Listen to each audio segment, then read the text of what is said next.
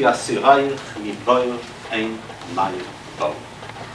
The Navi Zechariah tells us about a special relationship between Yosef HaTzadik and the period of the Bayis Sheni, the second temple.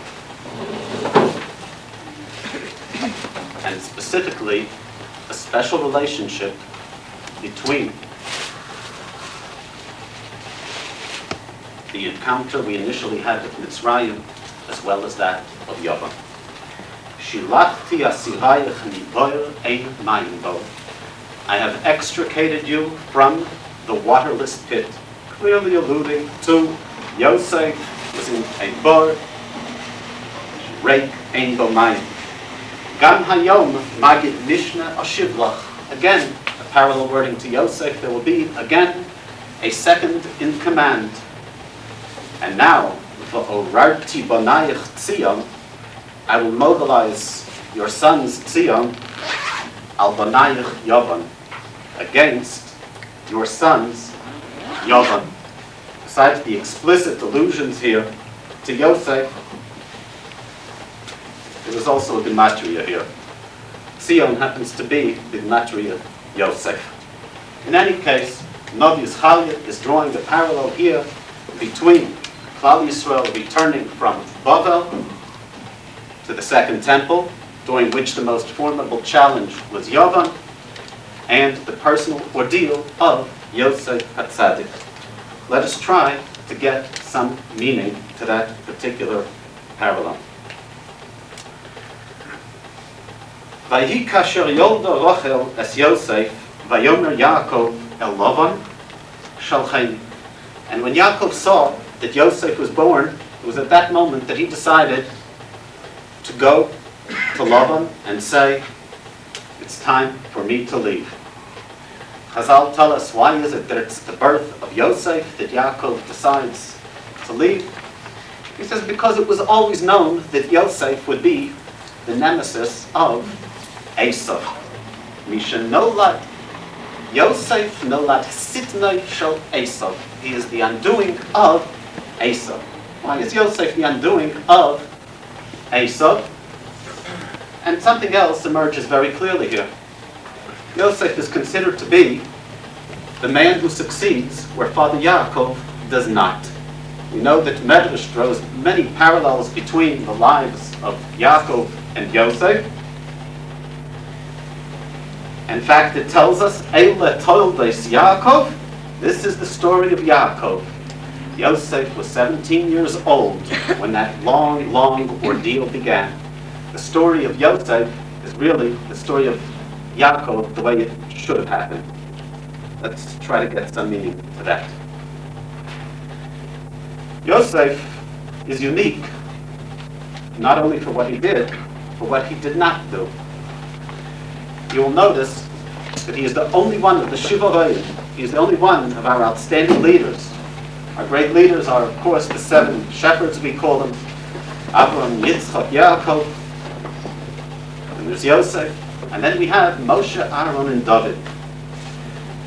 Yosef is the only one of these 7 that we never find turning to the Rebbeinu Shalom in a time of crisis. There are no prayers often offered in Chumash by Yosef HaTzadik. Never, never under any circumstance, never under any trial or ordeal does Yosef offer a tefillah. Very, very unique amongst the others. The Torah focuses very, very closely on his life. We learn more about him than we do about the childhood, the development of Abraham, the childhood and development of Yitzchak. And as comprehensive as the Torah is in telling us about his life, we never find a tefillah offered. Yosef never does. Why not? Next question. Because of the fact that Yosef is Yaakov's life as it should have been lived, we're going to have to look, at least briefly, at one point, which is definitional, in the ordeal of Yaakov. And that point is why Yaakov was rejected by father Yitzchak, and why Esav instead was the chosen one of father Yitzchak.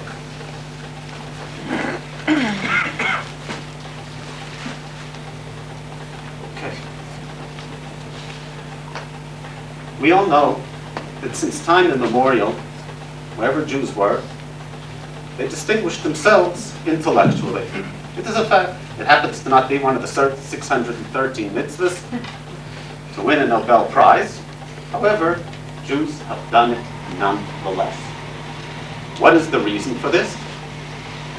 The reason is very, very simple. Because we are the only people who proclaim thrice daily,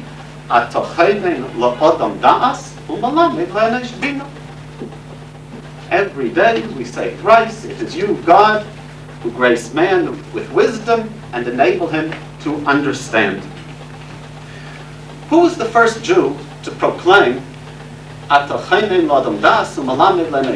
it is you, God, who grace man with wisdom and enable him to understand?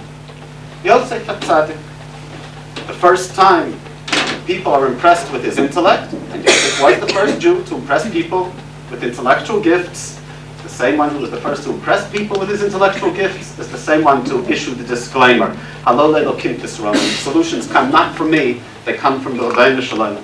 When he's brought in front of Paro, and Paro is initially impressed with him, Yosef says, Biladai, Elohim Ya'aneh es Shloim Paro, completely independent of what I do, it is the Rabbeinu Shalom who will offer the solution to Paro. So effective was Yosef HaTzadik in educating Paro on this specific point, that when he did present Paro with his comprehensive program of economic reform, Paro did not say, wow, what a boy wonder we have in front of us. He instead said, is there any man like this who has the presence of the Rabbeinu Shalom's spirit within him? Now, because of the fact that the way the Rabbeinu Shalom was first introduced to the Egyptians was in his capacity as he who graces man with wisdom and enables him to understand. For that reason, the first time there was a denial of Yosef, and to deny Yosef, for an Egyptian to deny Yosef is to deny this particular role of God. The first issue that had to be settled with the Egyptians after they began oppressing us was this role of the Almighty as he who graces man with wisdom and enables him to understand. If you will take a look at the first three plagues, which are administered by Aaron HaKohen, you'll see that they are nothing but a rematch of the initial competition between Yosef HaTzadik and the Chartumei Mitzrayim, the intellects of Egypt. You'll take a look at the first three makos. First of all, they are introduced, they are administered by Aaron HaKohen. The simple reason that Aaron HaKohen is the founding father of Torah Sheba'al Peh, the ability of the human being to absorb, to embody, to internalize divine wisdom. This is why Aaron is the one to administer the first three makos, and this is why the first three plagues, you have Aaron continuously using the vocabulary of self-assertion, because the point at question there is not the existence of the Almighty, but rather the Lo Yoda Es Yosef, denying the superiority of that intellect that draws its source from the Almighty.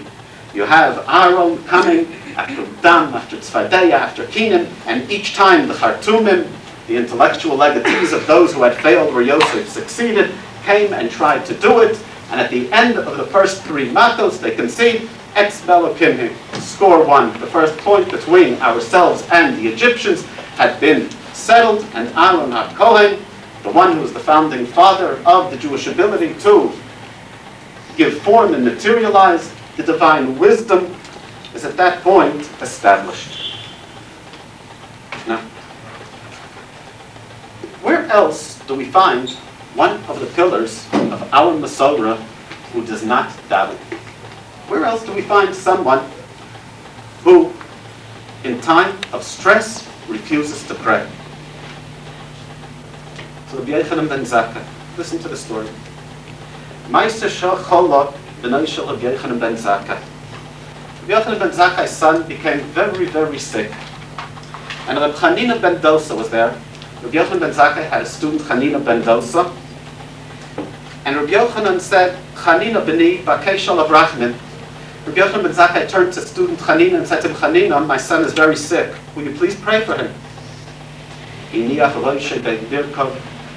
ben Dosa took his head and put it between his knees and yelled out in prayer. And Rabbi Yochanan ben Zakkai's son made an immediate recovery. His wife then turned to him and said to him, is your student Chanina greater than you? I noticed that you did not daven. You instead had Talmid Chanina do this for you. Amar la.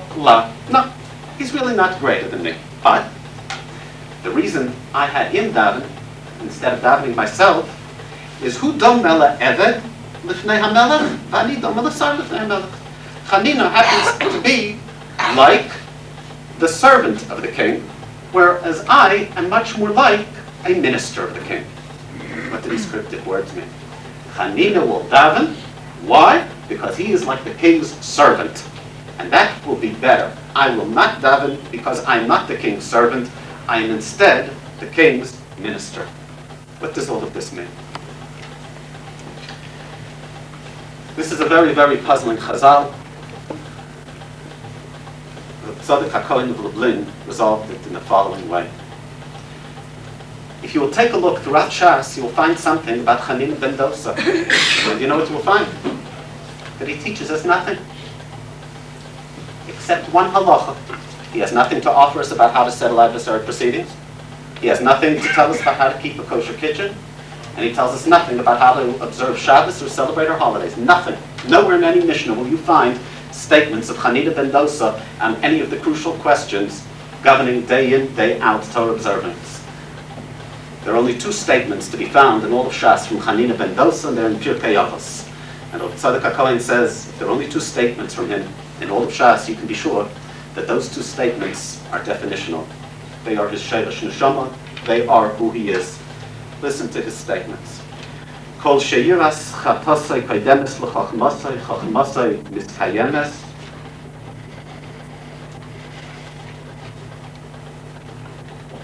V'chol shema'asav meruben mechachmasai, chachmasai miskayemes. He says, Yiras Shamayim, your fear of God, should come before your wisdom. And he says, see to it that your actions, that your mitzvah performance, occupy a far greater role in your life than your development of Torah wisdom. These two statements, that Yiras Shamayim is the main thing, not Chochmah, that one's mitzvah performance should take precedence to his development of Torah wisdom, this defines who the man was. Who was the man? He was Eved. His relationship to the Rebbeinu Shalom was one of a servant. The Sar, Rabbi Yochanan ben Zakkai, on the other hand, has much to teach us about everything, whether it is Shabbos, whether it is adversary proceedings, whether it is Kashrus. He is the Sar. He has an intellectual grip of Torah and the Rebbeinu Shalom's ways. It happens to be that tragedy also plays a role in human life, and its place on this earth is not less legitimate than that of triumphs and that of celebrations. And Rabbi Yochanan ben Zakkai, as a minister, the one who is the minister of the Melech, Lo niftachu kol sodos hamelech. He knows the ways of divine providence, and because he knows the ways of divine providence, he can never scream with conviction to the Rebbeinu Shalom, this is the way it must be. He can't. He knows that there are a number of sides to every question. He knows that divine providence administers tragedies as well as celebrations and triumphs.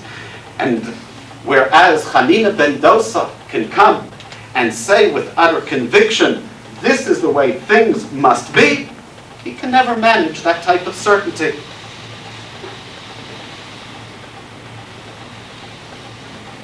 He who understands the Dalkei Hashgacha, who has spent time understanding the ways of the Rebbeinu Shalom's providence, cannot go ahead and speak with that particular thing. But Chanina ben Dosa can go ahead and he can say, this is the way things must be. Yochanan ben Zakkai sees both sides. He knows the tragedies also play a role. For this reason, he takes Chanina ben Dosa whose whole perspective is to say that a man must be an Eved, and an Eved speaks with a position of moral strength to his master, and therefore the Tzaddik tells us the Almighty has no choice but to give the Eved what he wants in a way which is commensurate and fitting to that Eved's understanding. We know that the first one to teach us about the nature of Hashgacha in this world, the ways of the Rebbeinu Shalom's providence, was none other than Yosef HaTzadik.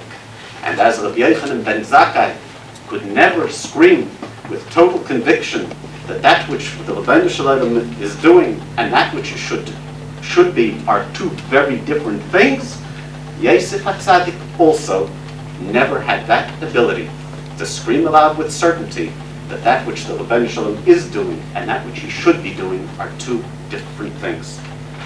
Let us move on. Where did Yosef HaTzadik get this chokhmah? Where did he develop all of his chokhmah satayra? Where did he get this tremendous chokhmah? Everyone who met him was very, very impressed with him. Where did he get this? Well, one thing is clear. After being taught by Yaakov Avinu himself, Yosef HaTzadik remained youthful, all too youthful. He was still an osei masei narus. He was still involved in gossip. All of this after absorbing years of teaching of Yaakov Avinu. Yaakov Avinu's efforts as personal educator of Yosef were at least not successful initially. He was in the home of Yaakov, and it was in that home that he was youthful, all too youthful, the Torah tells us, and it was still under Yaakov's tutelage that he managed to remain a Nevi Dibosim, a youngster involved in gossip. Where did Yosef HaTzadik suddenly get this tremendous wisdom that enabled him to challenge the most formidable intellects of Egypt? Where did this come from? First of all, let us take a look for a moment about the difference between Torah Shebechsav and Torah Sheba'al Peh. In Torah Shebechsav, man is looking at Torah.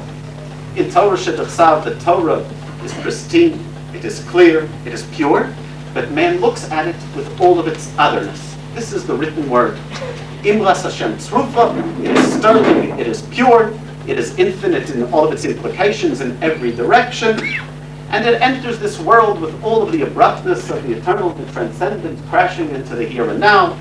It wrecks mountains, it destroys stones, Mefarek Sloim, Meshaber Horim, as Torah is given at Sinai, the written word. Torah Sheba'al Peh, on the other hand, is not man looking at Torah. The oral law is instead man looking through the eyes of Torah. And because of the fact that it entails man's absorbing, internalizing, embodying the perspective, it is for this reason that Torah Sheba'al Peh is considered feminine. Now, the medium of Torah Shebechsav, who brings us Torah Shebechsav? The medium of Torah Shebechsav is prophecy. A Navi brings us Torah Shebechsav. Who brings us Torah Sheba'al Peh? Not a Navi, a Chacham. The medium of Torah Sheba'al Peh is wisdom.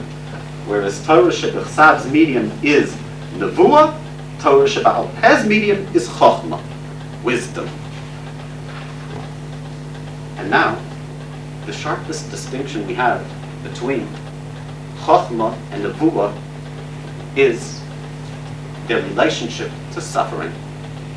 Introduce suffering and anguish, and Nevuah withers. Introduce suffering and anguish, and Chochmah flourishes. Lefichach, tells us the Rambam, because of the fact that happiness is a precondition to Nevuah, B'nei Hanaviyim Lefnei Nevel B'Teif B'Cholum B'Chinoi. Because happiness is a precondition to the achievement of prophecy, we have harps, drums, flutes, and guitars around the B'nei Hanaviyim, those who are on their way to Nevuah. Listen to what Rambam tells us about the achievement of Chochmah. He does not speak about drums, about harps, about flutes, or guitars. Listen to how you would achieve the wisdom of Torah. Adam ki yamus ba'oel. Zos ha-Torah Adam ki yamus ba'oel. This is the Torah of a man who dies in the tent. So it tells us Rambam, not in a Gadata, not in a letter, not in advice, halacha psuka, in Hilchas Talmud Torah. ein divrei Torah miskainen al b'misha meinis es atzmalayin. Torah flourishes with the one who kills himself over it. Amru chachonim derech remez, av chochmasi omdali, chochma shalamadati ba'af. There was a pun that Chazal make, which puns are by definition not translatable, but it tells us, av chochmasi omdali, which wisdom stood for me, the wisdom that I acquired through anguish. A flashy colored jacket of Ksomas Pasim is not the perfect outfit for acquiring Torah wisdom. As long as Yosef HaTzadik was in the house of Yaakov Avinu, he did not achieve his Chochmah. It was not actualized. What is Zechariah telling us in this particular parallel between Klal Yisrael returning to the Second Temple after the exile in Babylon to the ordeal of Yosef HaTzadik? First of all, he is telling us that Nevi'im Mesahu Aliyanshe Knesses HaGedolah, this is not the first time it occurs. We know that at this point, the transition from first house, the first temple, to the second temple is a crucial transition. Of all the stages, we know that Moses received Torah, Sinai, transmitted it to Yoshua, Yoshua to the elders to the prophets, and the prophets went then and transmitted it to the men of the great assembly, and it was at that point that prophets were replaced by scholars and sages. It is at that point that there was a very, very crucial transformation in the custodianship of Torah. Zechariah Hanavi is telling us that that transformation in which prophets are replaced by sages did not occur at that time for the first time. It happened once before in our history that prophets were replaced by sages. Not only was that not the first time that prophets were replaced by sages, Zechariah is telling us something else. The Churban Bayis Rishon, the destruction of that first house, was really not the destruction of the first house. The Churban Bayis Rishon we had was when the house of our patriarchs was dismantled and destroyed on the way into the exile of Egypt. That was the first time. And the transition from Avraham and Avraham and Yitzchak, and then to the stage of Yaakov and Yosef, that was the first time we experienced Nevi'im Mesaruha La'anshe Knesses HaGedolah. That was the first time that we had Nevuah replaced by Chochmah. Scholars then stood in the place of prophets. What does this mean? Shilachti asirayich miboyer ein b'mayim. He uses Yosef as the metaphor of the Jews returning from Babel. He's saying once before we were extricated from a pit that had no water in it. This is alluding to Yosef HaTzadik, who went into the dungeon, into the pit, as a man who was youthful, all too youthful, and emerged from the pit, an intellect strong enough to challenge the most formidable intellectuals of Egypt. The two generations of suffering of Yaakov and then of Yosef, those were also generations in which we saw suffering extinguish prophecy and suffering establishing wisdom in the place of prophecy. The Mechshakim Heshivani Knesei Olam Zu Talmudei Shel Bavel. I have been thrown into the dungeon. This is the wisdom which we acquire in Babel. Zechariah Hanavi was telling us that Yavan, and listen to how this goes, watch this parallel. Shilachti asirayich mibar ein b'mayim. I extricate you from the pit without water. Gam hayoim magid mishnah shivla. There'll be again another experience of Yosef. V'orarti banayich tzion al banayich Yavan. And I will mobilize your children Tzion against yours, Greece. What is he telling us?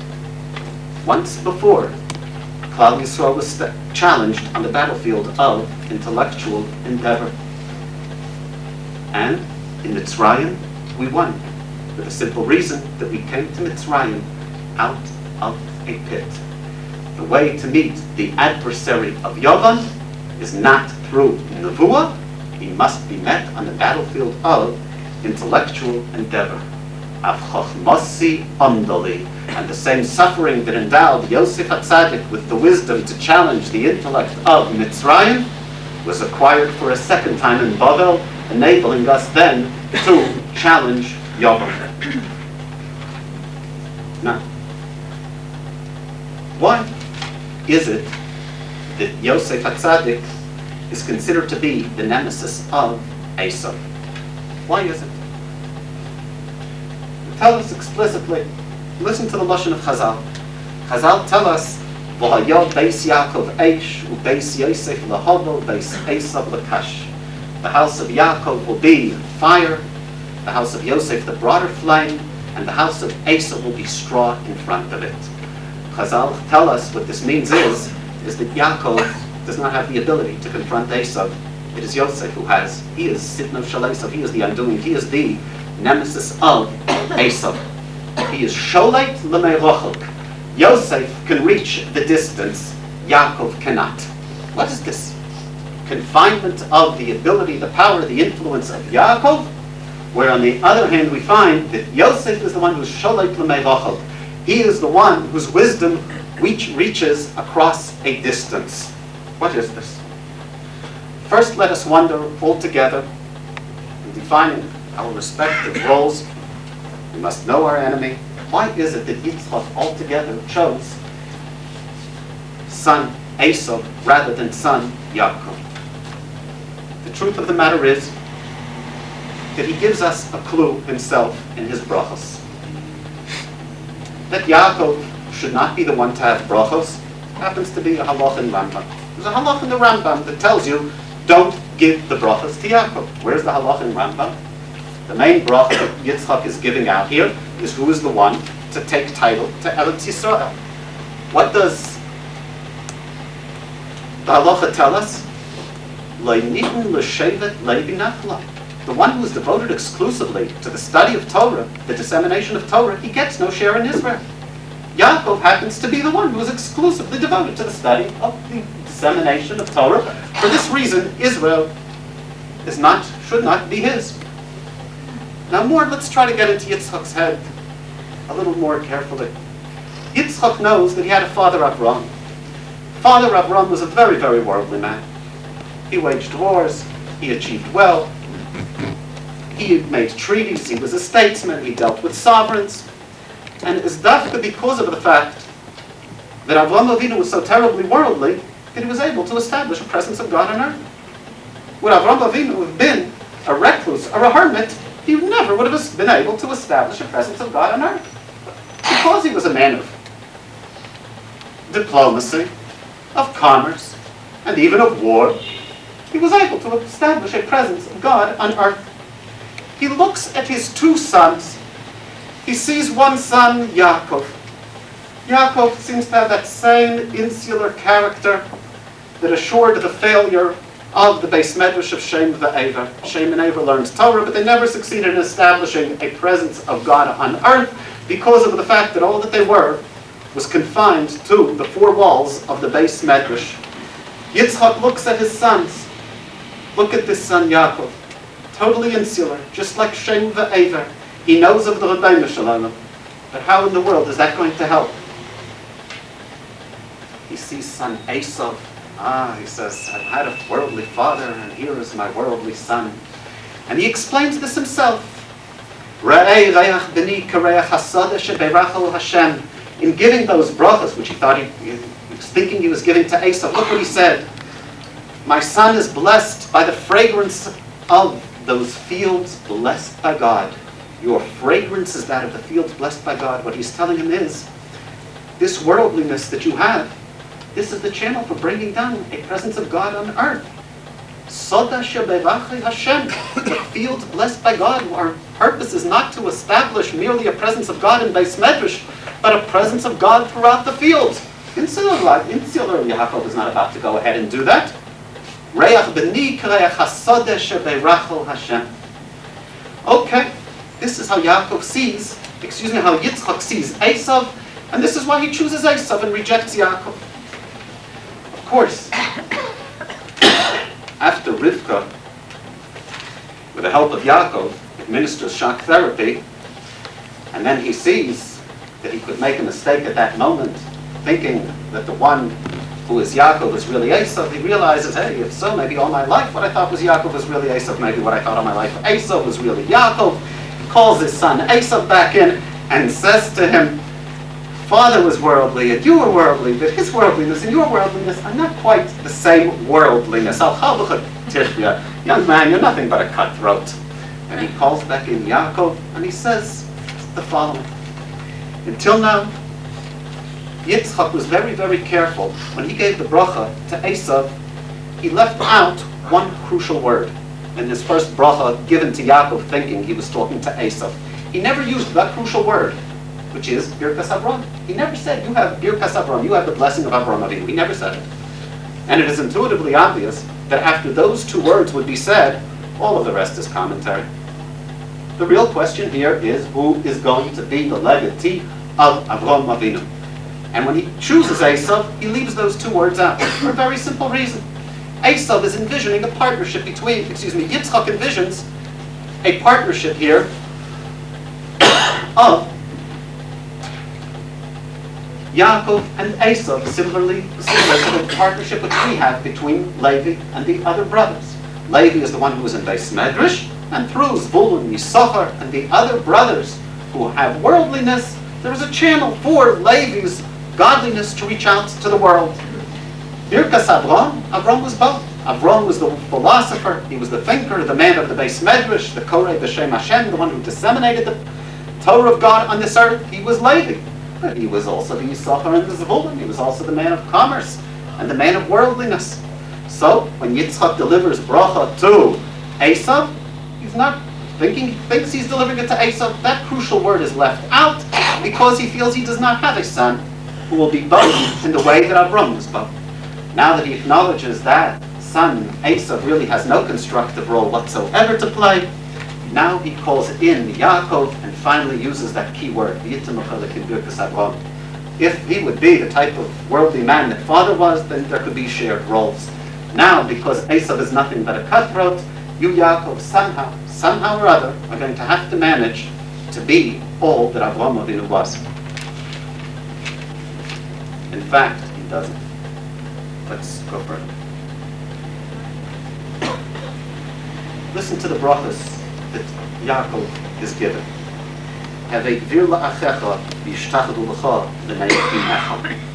He blesses Yaakov that you will be the one superior to your brother.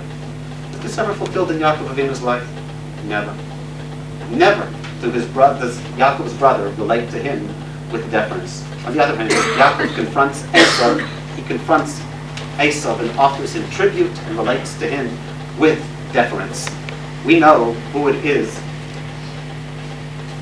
that did indeed realize this particular bracha to be the one to whom all of the brothers had to defer.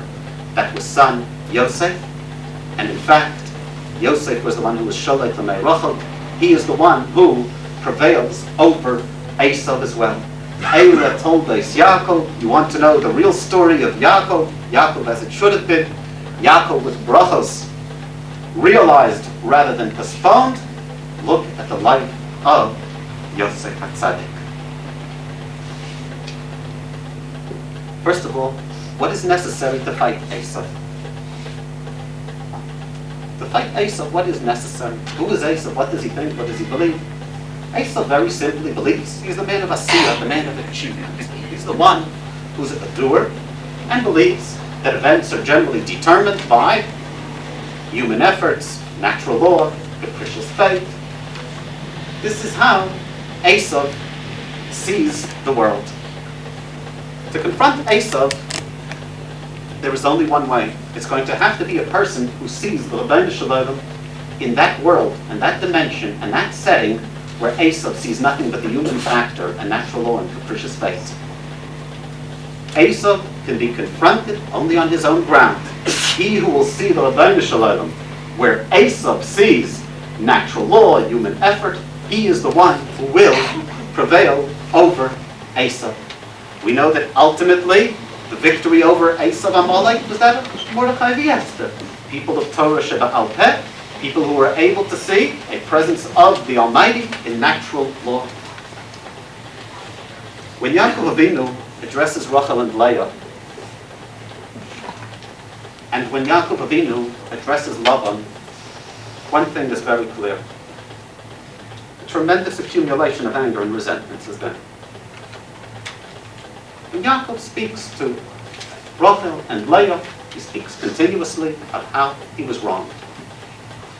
Now, Medrash makes a point of letting us know that Yosef really led a life parallel to that of Yaakov. He was wronged continuously. He was oppressed by employers, exploited, puzzling things hit him suddenly. Let's see how Yosef reacts to all of this. First of all, there's one tremendous difference between suffering and anger. Suffering nourishes wisdom. Anger terminates it.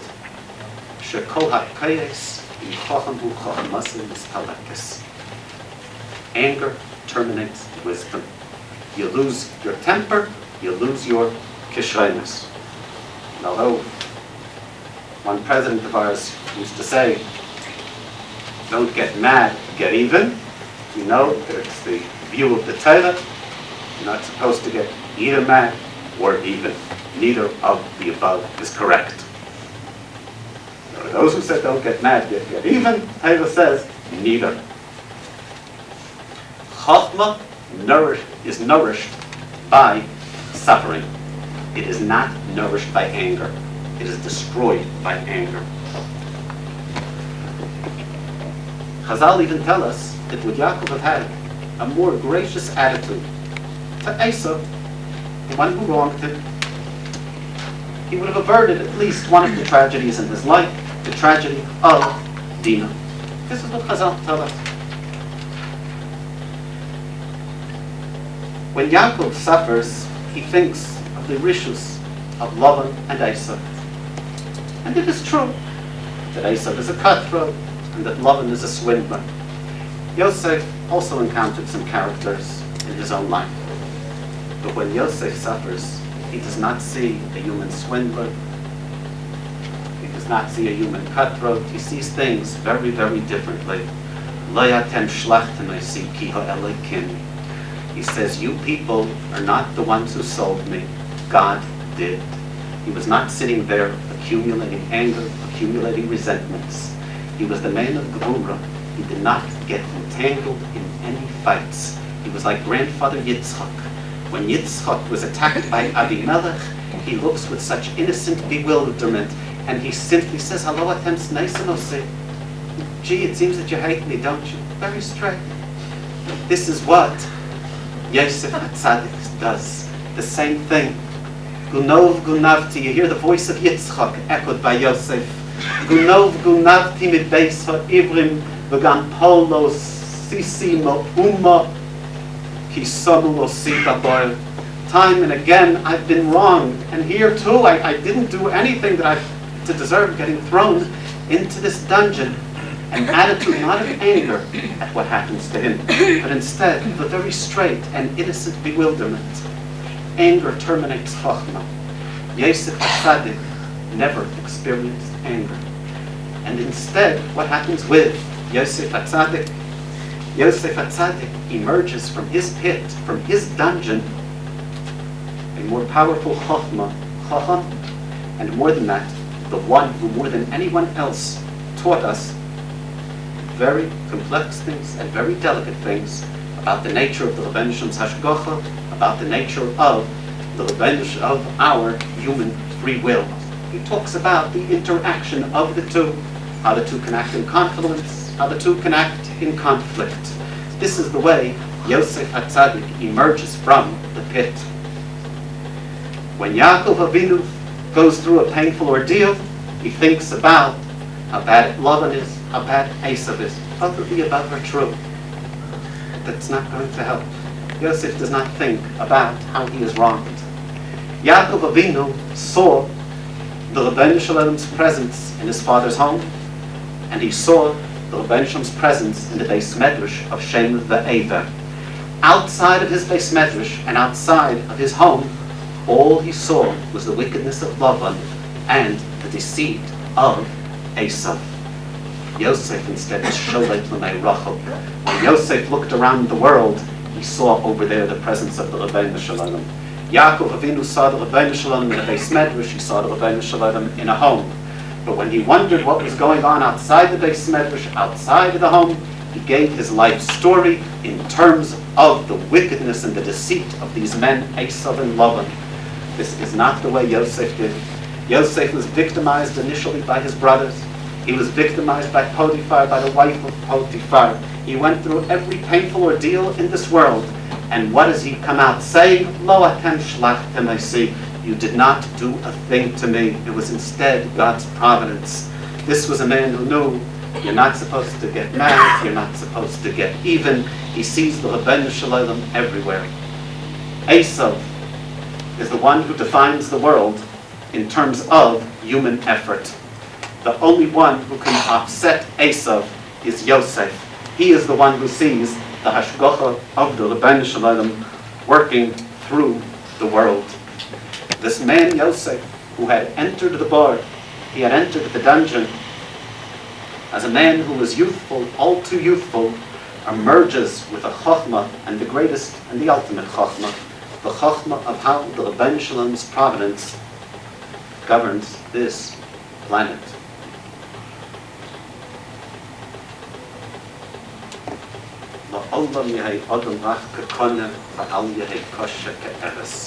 Listen to this Mishnah. Let man never be stiff as a cedar, let him instead always be as flexible as a reed. Why? Because when wind comes, when wind challenges the cedar, it tackles us, tackles it.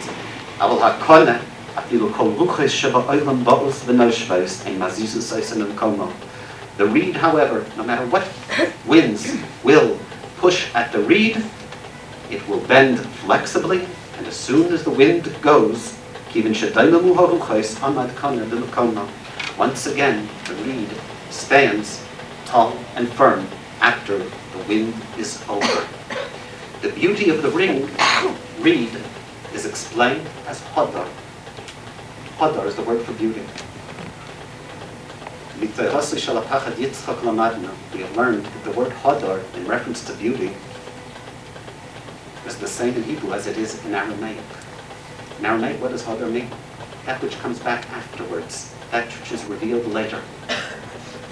And the Pachad Yitzchak explains the following to us. Whenever you will find dominance camouflaged by submissiveness, you are dealing with hadar.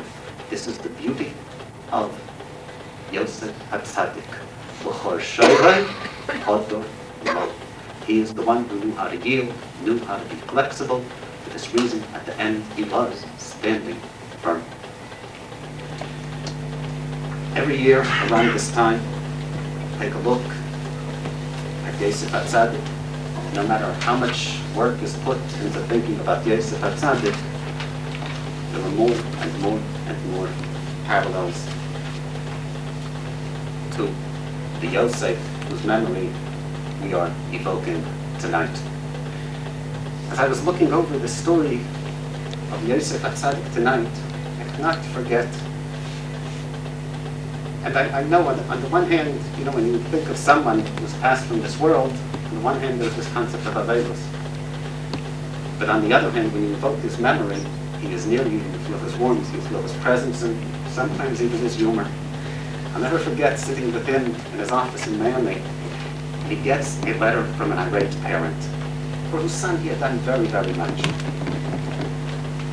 I don't know if it is appropriate to fully to quote exactly the abuse in that particular letter, but it was bad. I cannot forget, and I can almost feel the warmth of his vitality as he was laughing aloud as he read the letter. It was such a head-on. It was really abusive. How sharper than a serpent's tooth was the voice of a thankless parent of a student. And he laughed aloud, and his reaction was one and only one thing. Maybe there's somehow something I could do even more for the problem child of this particular parent. Always submitted, didn't accumulate anger. He was always happy. This was the Hada of Yosef. Participating with us tonight is the son of Rabbi Yosef Heber, Zeichat Tzadik B'Kadosh L'Bracha. We have with us tonight the Baruch HaMikvah. Of course, we have Rabbi Shabtai Atlau, who's always distinguished himself in Knesset Beis Eliezer, both as a student as well as a Ram, a teacher. He has finished the Masechta. The spus of this Limud Torah is, of course, devoted to Rabbi Yosef Heber Zatzal. I'd like to ask him to make a siyum on the Masechta, and afterwards we'll have from this Sandal Shalom Heber will say after the siyum.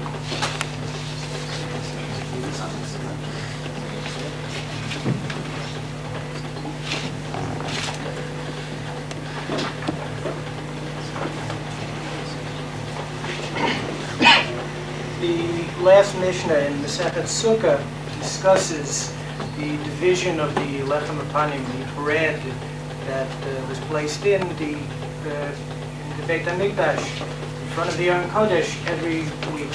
It's placed in on Shabbat, and a new mishmar, a new watch of Kohanim came in on every Shabbat. And the old bread was taken out and divided up between the ingoing watch and the outgoing watch. There were 24 different watches of Kohanim, so the division of the bread was done in such a way that each group as it came in would either eat its bread on the north or the south side of the Beit HaMikdash, depending on whether they were the incoming or the outgoing watch. As the Mishnah explains, Anichnasim cholkim b'tzafon, the group that came in, the watch of Kohanim that came in, would divide their lechem apanim in the north of the Beit HaMikdash, vayotzim b'darom. The group that went out would always divide their bread in the south of the Beit HaMikdash. Bilga la'olam choleket b'darom, the watch, whose name was Bilga, one of their ancestors in the time of David HaMelech was named Bilga, that watch would always divide their bread in the south, where the outgoing group of Kohanim would divide their watch, whether they were incoming or outgoing.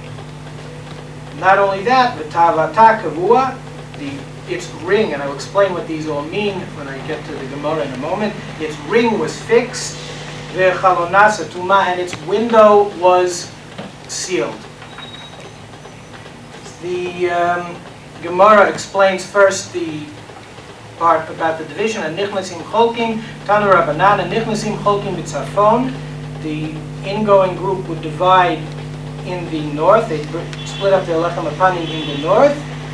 The north was, of course, the place where the actual sacrifices were sacrificed. The butchery took place there in the north. Therefore, it was considered a more important, a more significant part of the Beit HaMikdash.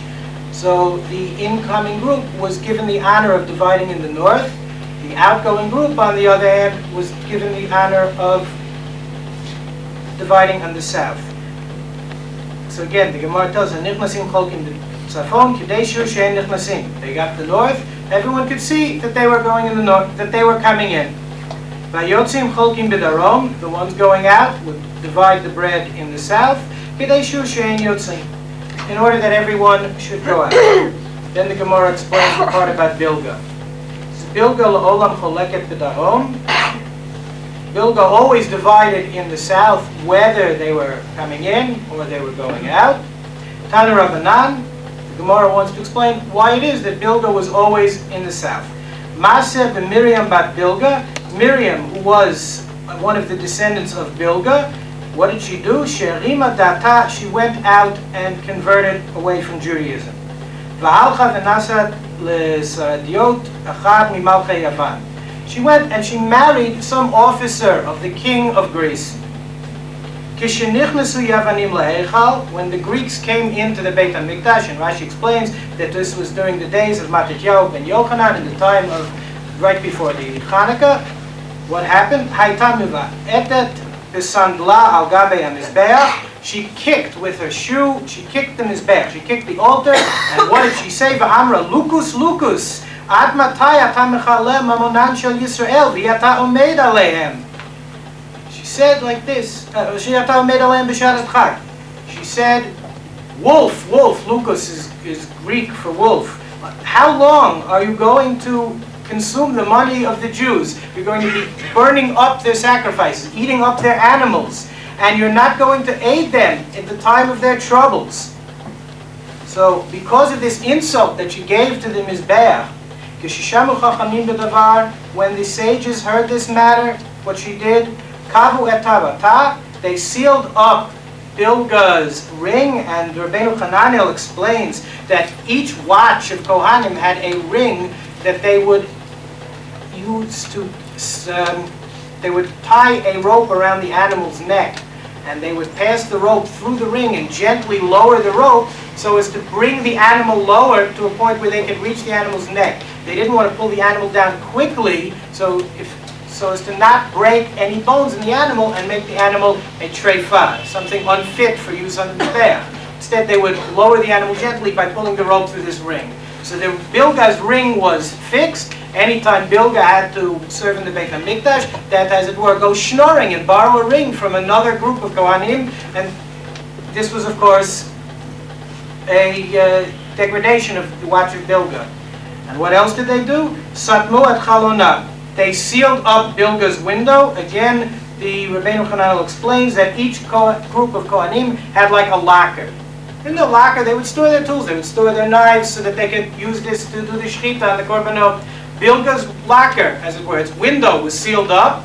So Bilga, every time it needed to do shechita, had to go and borrow tools, borrow a locker from another group of Kohanim. The Yeshomim, there's another reason given in the Gemara why Bilga was forced always to divide in the south, and Bilga had to go schnorring for this ring to use to perform the sacrifices and for a chalom. Yeshomim mishmarto sho'elavo.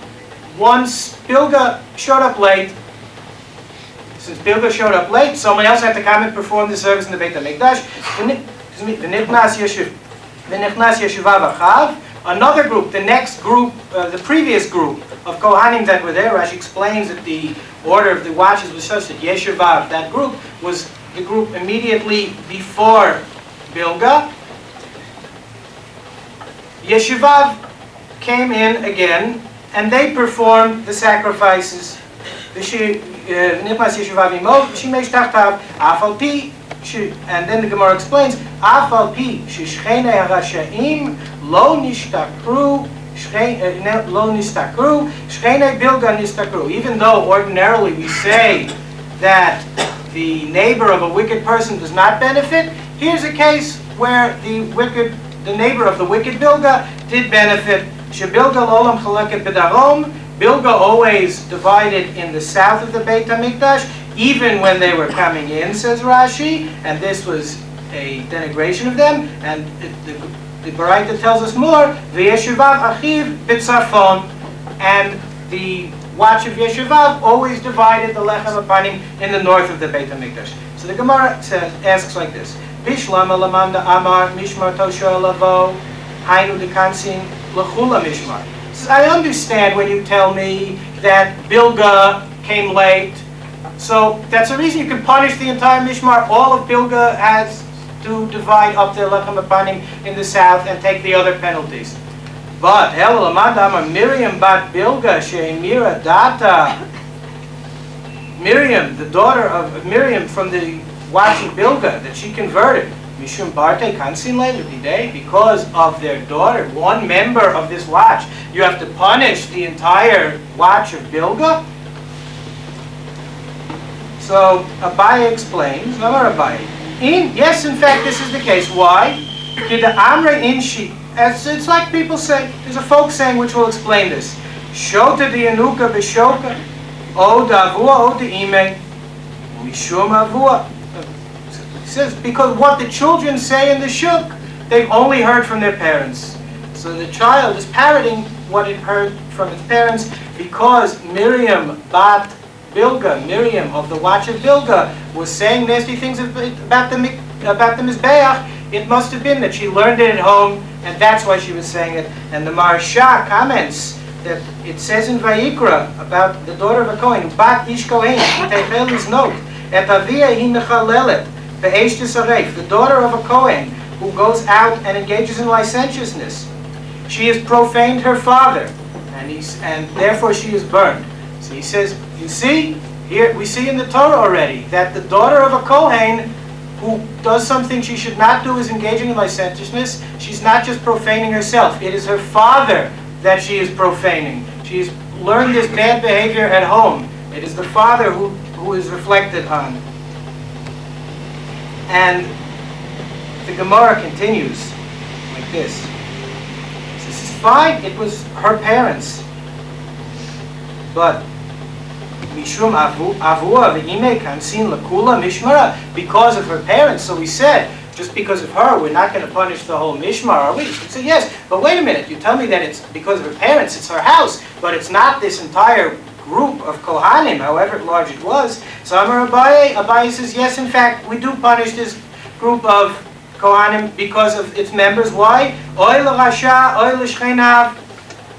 Woe to the wicked man, woe to his neighbors. Woe to the family of Miriam bat Bilga, and woe to the entire Mishmar of Bilga, because they are their neighbors. And they should have also taken care that the education of all the children of Bilga was appropriate. And Abaye continues, Tov l'tzadik, tov l'shchenav. He says, it is good for a righteous man, it is good for his neighbors. And the proof of this is what it says in the Navi Yeshayahu. Shenemar, imru tzadik, ki tov ki prima aleim yochelu. Say of the tzaddik, say of the righteous one, it is good, because from their deeds they shall eat. So the Iyun Yaakov explains the pasuk in Yeshayahu in a very interesting fashion. He says, Imru tzaddik, he says, they should say of the righteous man. The righteous man is in the singular. Yet at the end it says, Me'aleim yochelu, they shall eat of his deeds. He says, because the tzaddik is influencing everyone, everyone shall eat of his deeds. Therefore, Abaye says, based on this, Tov l'tzadik, it is good for the righteous man. Tov l'shkeino, it is good for his neighbors. Adran alach hachalil v'slik alah mesechet sukkah. Adran alach mesechet sukkah v'adrach alan datan alach mesechet sukkah v'datach alan lo nitnashem minan mesechet sukkah v'lo titnashem minan lo ba'alma aden v'lo ba'alma da'ati. Adran alach mesechet sukkah v'adrach alan datan alach mesechet sukkah v'datach alan lo nitnashem minach mesechet sukkah v'lo titnashem minan lo ba'alma aden v'lo ba'alma da'ati. Adran alach mesechet sukkah v'adrach alan datan alach mesechet sukkah v'datach alan lo nitnashem minach mesechet sukkah v'lo titnashem minan lo ba'alma aden v'lo ba'alma da'ati. Yiratzom fenecha Adonai Eloheinu v'Elokei Avotenu shetehei toratcha u'mnatenu v'olam hazeh u'tehei imanu l'olam haba. Hanina bar Papa, Rami bar Papa, Nachman bar Papa, Achai bar Papa, Abba Mari bar Papa, Rafam bar Papa, Rachish bar Papa, Sechai bar Papa, Ada bar Papa, Daro bar Papa. Aradna Adonai Eloheinu et divrei toratcha b'finu b'fiot amcha beit Yisrael b'nei kulanu anachnu v'tzeitzeinu v'tzeitzei amcha beit Yisrael kulanu yodei shemecha v'lomdei toratecha. Mervai tachtemeni k'mitzvotecha ki le'olam hili yili bitamim b'chukecha leman lo evosh le'olam lo eshkach kudecha kivam chitani. Baruch atah Adonai lomdeni chukecha amen amen amen sela va'ed. Modim anachnu lefanecha Adonai Eloheinu v'Elokei Avotenu ששמת חלקנו מיושבי בית המדרש ולא שמת חלקנו מיושבי קרנות. שאנו משכימים והם משכימים. אנו משכימים לדברי תורה והם משכימים לדברים בטלים. אנו עמלים והם עמלים. אנו עמלים מקבלים שכר והם עמלים ואינם מקבלים שכר. אנו רצים והם רצים. אנו רצים אחרי העולם הבא והם רצים לבאר שחת. שנאמר ואתה אלוהים תורידם לבאר שחת ואנשי דמים ומרמה לא יחצו ימיהם ואני אפתח בך. יהי רצון לפניך אדוני אלוהי כשם שעזרתני לסיים מסכת סוכה, כן תעזרני להתחיל מסכתות וספרים אחרים ולסיימן, ללמוד ולמד, לשמור ולעשות ולקיים את כל דברי תלמוד תורתך באהבה. ולזכות כל התנאים והאמוראים ותלמידי חכמים תעמוד לי ולזרעי, שלא תמוש התורה מפי ומפי זרעי וזרע זרעי עד עולם. ותקיים בי בהתהלכך, תנחה אותך, בשכבך, תשמור עליך, והקיצותי תשיחך. כי בי יראו ימיך ויוסיפו לך שנות חיים, אורך ימים בימינו ושמאלה עושר וכבוד, אדוני עוז לעמו ייתן, אדוני יברך את עמו בשלום. ויתגדל ויתגלה שמי רבה. דעתי לחד העלמא ולחיה מתיה ולחיה ומתווה קרתא דירושלים ושכלה היכלה קדישה ולמעקב פולחנה נוחרה מנהרה ולהטבה פולחנה דשמיא לאתרי בזיווי ייחודי והמליך מלכותי וחייכון וביומכון ובחיי דכל בית ישראל בעגלה בזמן קריב ואמרו אמן. וישמי רב תורה ולעולם והיה יתברך וישתבח ויתפאר ויתרומם ויתנשא ויתהדר ויתעלה ויתעלה שמי דקודשה בריחו לעולם מכל ברכתה ושירתה ותברכתה ונחמתה דאמירם ועלמא ואמרו אמן. על ישראל ועל רבנן ועל תלמידיהם ועל כל תלמידיהם ועל כל מן העסקים ברייתא דיבה אתרא קדישא עדינו דיבה כל אתר ואתר יהיה לנו להון לכון חינה וחיסדא ורחמי מן קדם מראה שמיא לערא ואמרו אמן. יהי שלום רב מן שמיא וחיים עלינו ועל כל ישראל ואמרו אמן. עושה שלום ואמרו מה והוא יעשה שלום עלינו ועל כל ישראל ואמרו אמן.